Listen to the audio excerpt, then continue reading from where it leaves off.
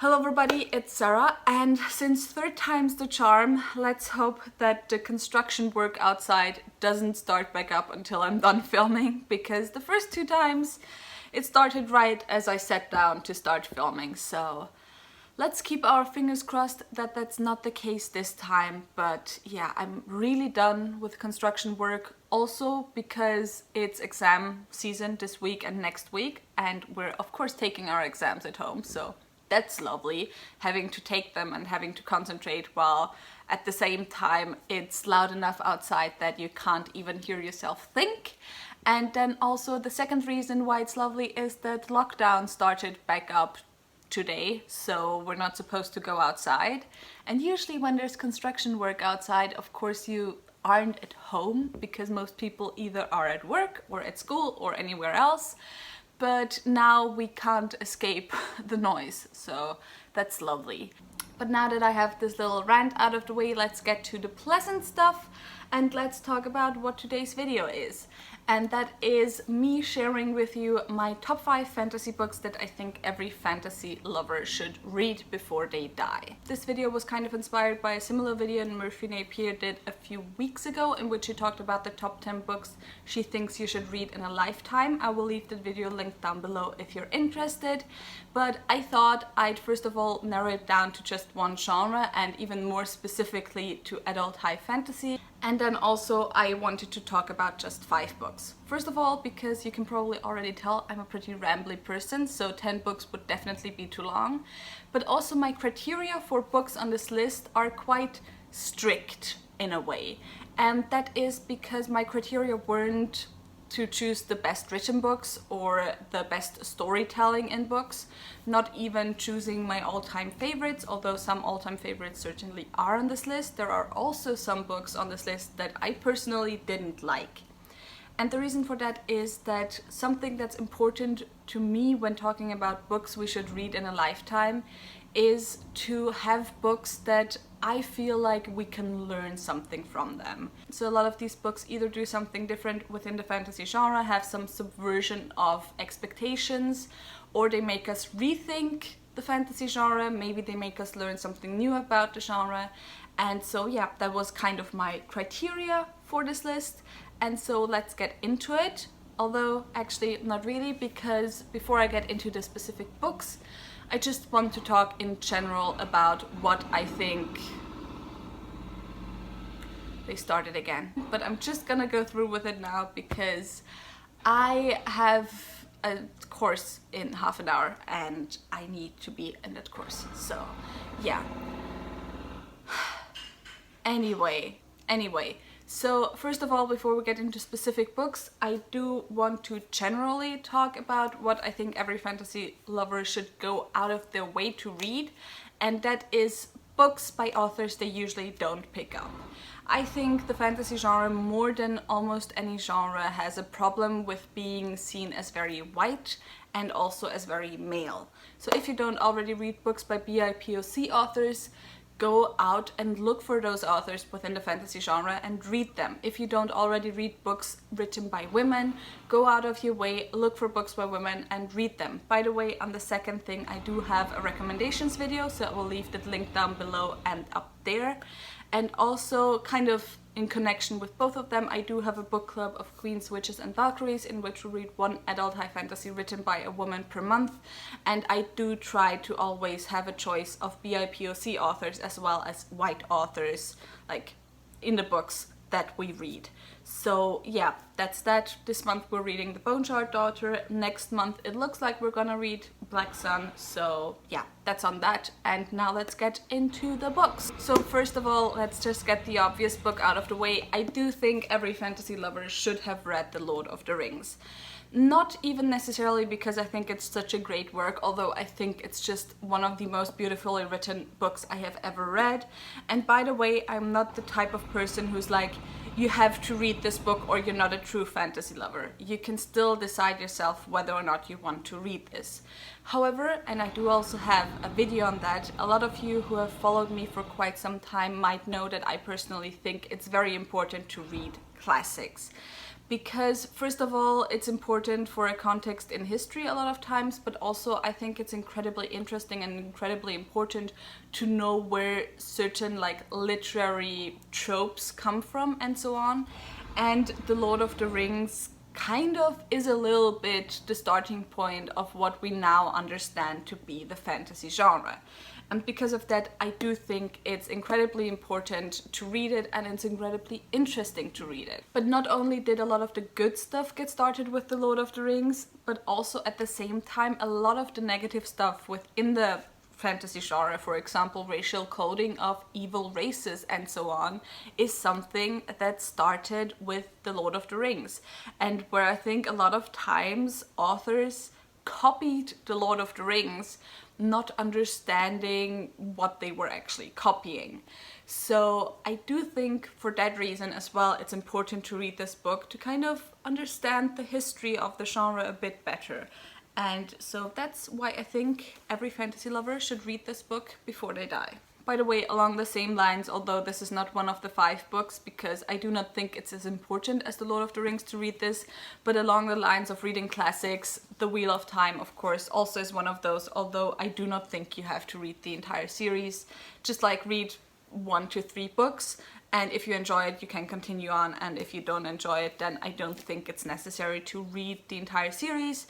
But if you're someone who's interested in knowing where a lot of the roots of the fantasy genre, especially of modern fantasy, come from, The Lord of the Rings, The Wheel of Time definitely is the way to go. Then I have an example for a book that just shows what lengths you can go to with world building, especially when it concerns cultures, which of course is my favorite part of world building, and which I think usually most authors are pretty basic in, not gonna lie, like apart from aesthetic stuff, but like the system of culture, the systemic stuff. And this author does that part really well, and that series is the Dreamblood Duology by N.K. Jemisin, which I do have a review for, and I will leave that link down below and up there if you're interested. The first book I gave 4 stars. I didn't enjoy it that much, but the second book, oh my god, I loved it so much. It's just such a great example of what lengths you can go to when it comes to examining culture and when it comes to examining conflict between cultures, and it just does it better than any other book that I have ever read, and I absolutely love it. So I think everyone should go and read this duology. And also because I think it's really underappreciated, because everyone talks about the Broken Earth trilogy, or if they don't talk about the Broken Earth trilogy, they talk about the Inheritance trilogy, I think it is. I think the Inheritance Cycle is Paolini. But yeah, that other one by N.K. Jemisin. But I have rarely seen anyone talk about the Dreamblood Duology, and it's just chef's kiss, so good. Then next I have my favorite series of all time that I'm very nostalgic towards, and that is the Black Jewels trilogy by Anne Bishop. You do not have to read the entire series. And while on my recent reread this year I have seen more faults within the story than I did when I was 12 years old, I still think it's one of the best subversions on gender roles within fantasy that I have ever read. And part of the reason is because in this book you on the one hand do have very traditional gender roles, which by the way, that's like the one caveat I have. This is an older trilogy, so the gender roles and like the gender expression still is very binary and very traditionally binary. So look out for that. It's very much like a heteronormative straight story and not particularly queer. But anyway, the gender roles within the story are on one hand very traditional, because you do have this binary and this dichotomy between men are the protectors and women are the nurturers. But the things that are done with these roles within the story is just such an incredible subversion on gender roles, and I absolutely love everything that Anne Bishop did with that. It's just beautifully done, and it just, I don't know how to explain it, but it's just amazing. And also the characters are just amazing. I love them so much. Like, I think at least half of the characters in this series are on my list of all-time favorite characters, especially Satan, because he is, oh my god, best dad ever. Love him so much. So yeah, I would definitely recommend you go and check this out. Then, since we're already at kind of subversion of traditional dynamics within fantasy, I also want to recommend The Poppy War by R.F. Kuang. And yes, I have talked about this series a lot on my channel.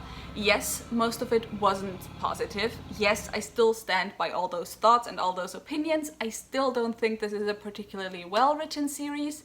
I still don't think it's a particularly well-executed series, and I still think there's problematic stuff within this series. However, I still think everyone should go out and read this series, because I still have not read a book that is like a better subversion of the colonial dynamics within fantasy genre, which absolutely exist, and they are so obvious once you start seeing them. And so I think that reading this book, even though it's often quite blunt and like not well executed in my opinion, I do like a bit of a like finer and softer hand when it comes to subversion, and not like a punch in your face type of thing, which this book definitely is, but that's more personal preference. So yeah, I just think everyone should go and read this, and then maybe think and start looking at the other fantasy books that you have on your shelves, and start thinking where you can see the colonial structures within those books. Be it Game of Thrones with Daenerys, who's the white savior to like the other BIPOC people within Westeros. But yeah, so definitely would recommend you go and read it, even though I wouldn't recommend it because it's such a well-written book. So I'm kind of conflicted on this one. And then the last one, because I have 3 minutes left before my course starts, is actually the one that kind of fits the least within these other books, I would say, and that is Kings of the Wild by Nicholas Ames. And the reason why I would recommend it, this is probably one of the books where maybe within 5 years I won't recommend it anymore, but the reason why I would recommend this is because I see a trend at the moment in fantasy towards being very realistic and grimdark, and that's how it has to be. And this is absolutely a subversion of that. It's a very traditional D&D style campaign fantasy. However, it's humorous and it's funny without like going too much into the absurd, in my opinion. There are still heartfelt moments and emotional moments, but it kind of shows another side of what fantasy can be, because I feel like at the moment there's this view of fantasy that it has to be very dark and very brutal, and I know a lot of people like that, and I do like it every now and again as well, but I do still really appreciate kind of the other side of fantasy. And so I do appreciate books that show us that fantasy doesn't have to fit into this one narrow window of like what we feel fantasy is. And so that's why I would definitely recommend Kings of the Wild to everyone and to every fantasy lover to go and read it and see if you enjoy it, and kind of just, you know, give love to some fantasy that isn't your typical grimdark fantasy that we currently get a lot of. And now with that said, that was it for this video. I really hope you enjoyed it. If you did, maybe think about giving me a thumbs up and also maybe subscribe. Tell me in the comments down below your top 5 fantasy that you think every fantasy lover should read before they die, because I really want some new recommendations as always. And also, all the links to my social media are in the description box down below, so go and check those out. Also, all the links to my book club, of course, are in the description box down below, so go and check those out as well. And I hope I'll see you soon. Bye!